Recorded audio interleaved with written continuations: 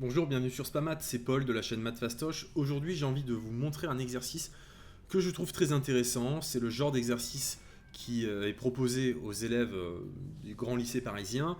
On vous demande d'étudier la dérivabilité de cette fonction qui, vous voyez, est définie par morceaux. Donc il y a une pseudo-discontinuité en zéro. Et voilà, on vous demande si la fonction est dérivable ou non en zéro. On ne vous demande pas la valeur de la dérivée.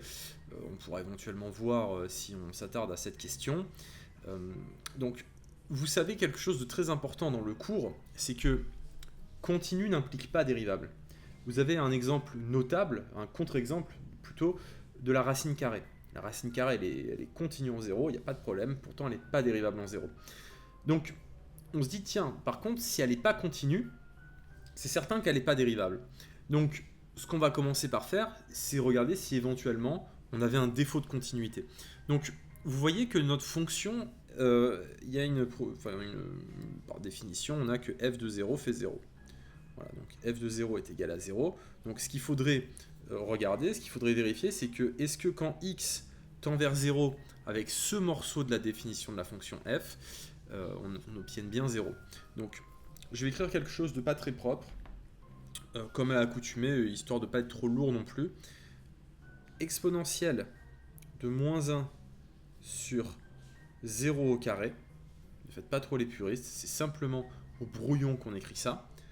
C'est en fait exponentielle de moins l'infini. Et donc là, on voit bien que ça fait 0. Si on voulait être propre, si on voulait faire rigoureux sur la copie, on écrirait limite quand x tend vers 0 de moins 1 sur x au carré est égal à moins l'infini. Alors pourquoi est-ce qu'on a ça? Alors le moins qui est ici, en réalité c'est le moins qui est là.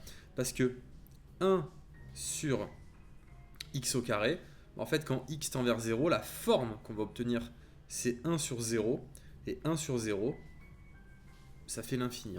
Je mets toujours des guillemets, hein, d'accord? Ne prenez pas trop au mot ce qui est écrit. Il y a des choses que vous pouvez rédiger sur votre copie, ça par exemple, et ça par contre vous ne pouvez pas le faire.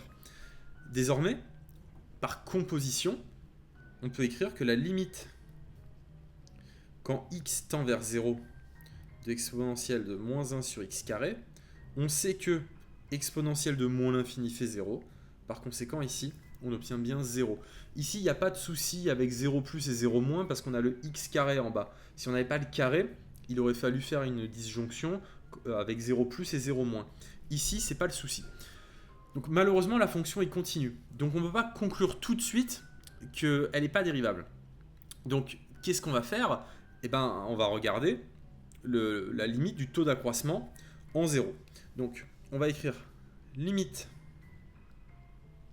quand h tend vers 0 de f de x moins f de 0 sur x moins 0. Alors, pardon, je viens de me rendre compte que j'ai mis un h par habitude. Je vous prie de m'excuser. Ici, c'est un x qu'il faut écrire. Soyez bien rigoureux là-dessus. Alors, f de 0, on a dit que ça faisait 0. Donc ça, c'est égal à quoi?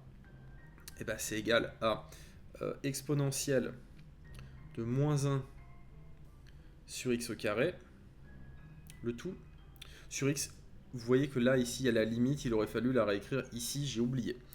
Bon, limite quand x tend vers 0. Alors, on va voir comment on pourrait se dépatouiller de tout ça.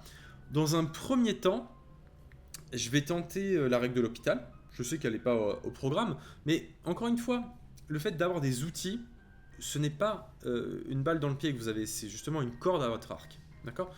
Utilisez les outils qui sont hors programme pour manipuler les équations, l'analyse, l'algèbre sur votre brouillon, pour vous donner une intuition du résultat.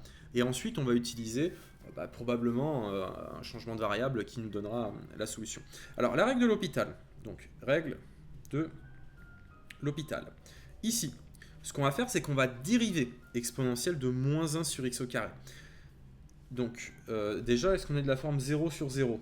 Oui, on est bien de la forme 0 sur 0 quand x tend vers 0, donc il n'y a pas de souci. Exponentielle de moins 1 sur x carré, quand on va le dériver, alors il faut faire ça proprement, hein. Il faut dériver ce qui est ici, donc ça va nous faire du du 2 sur x cube exponentielle de moins 1 sur x carré, le tout divisé par 1. Ok? Et donc ça, qu'est-ce que ça donne? Est-ce que ça donne quelque chose d'intéressant?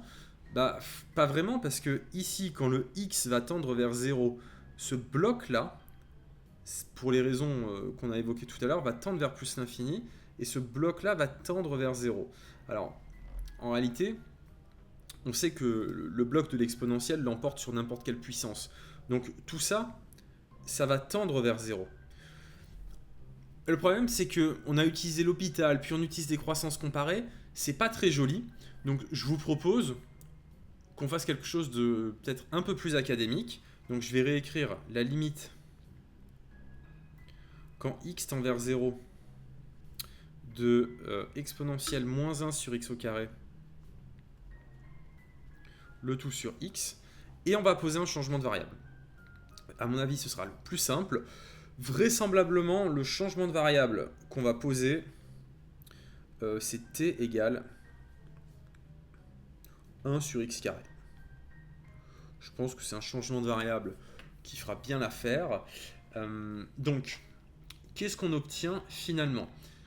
On obtient que x carré égale 1 sur t. Et donc que x, c'est 1 sur racine de t, si on l'écrit un petit peu brutalement. Alors, il faudrait quand même mettre des valeurs absolues, mais encore une fois, ici, c'est vraiment pour se donner l'intuition du truc. Je pourrais mettre des valeurs absolues, hop, voilà, comme ça, il n'y a pas de souci. Qu'est-ce que ça nous donne? Quand x tend vers 0, ça veut dire que t tend vers plus l'infini, donc c'est la limite. Parce que quand x tend vers 0, ici, on a du 1 sur 0, donc t fait plus l'infini.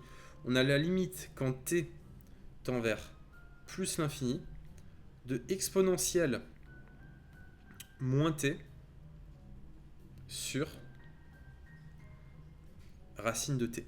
Et ça, là maintenant, c'est sans ambiguïté, ça tend bien vers 0. Parce que exponentielle de moins l'infini, ça fait 0. Je divise par plus l'infini, parce que racine de t tend vers plus l'infini.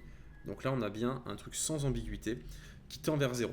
La fonction qu'on a étudiée, elle est continue en 0, elle est dérivable, et la dérivée en 0 vaut 0. J'espère que ça vous a plu. Si vous voulez apprendre les maths dans l'histoire des sciences, j'ai oublié de le dire en introduction, vous savez que vous avez mon livre sur le programme de première qui est une vraie balade. Regardez, il est quand même bien chargé. Vous allez apprendre énormément de choses. Si vous êtes en classe de terminale et que vous cherchez des scripts pour le grand oral, tout se trouve dans la bio. J'ai fait 4 scripts de maths, 3 scripts de physique et un script de SES. Vous êtes certain d'avoir 20 sur 20, c'est garanti. Je vous souhaite une très bonne journée, je vous dis à la prochaine.